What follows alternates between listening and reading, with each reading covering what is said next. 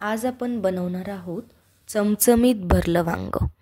त्यासाठी वांग या पद्धतीने चिरून घेणे, त्यानंतर ते वांगे पाण्यात टाकणे, त्यामध्ये मिक्सरच्या भांड्यामध्ये थोडासा टोमॅटो, एक कांदा, थोडं आलं, खोबरं, शेंगदाणे मिक्सरमध्ये वाटून घेणे, त्यानंतर त्यामध्ये चवीनुसार मीठ, एक चमचा जिरे, एक चमचा तिखट, चवीनुसार गोडा मसाला, थोडंसं हिंग, हळद आणि धनेपूड टाकणे।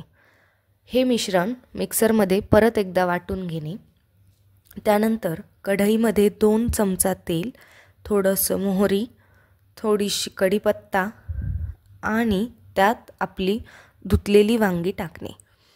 त्यानंतर वांग छान परतून घेऊयात।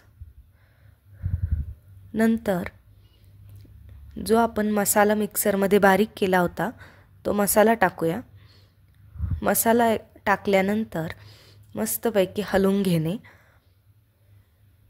थोडीशी कसुरी मेथी टाकणे आणि त्यामध्ये तुम्हाला हवं तेवढं पाणी घालू शकता। त्यानंतर थोडंसं गूळ किंवा साखर टाकू शकता आणि त्याला छान वाफ येऊ देणे। वांग छान शिजलं की वरून कोथिंबीर टाकणे आणि ते मस्तपैकी सर्व करणे।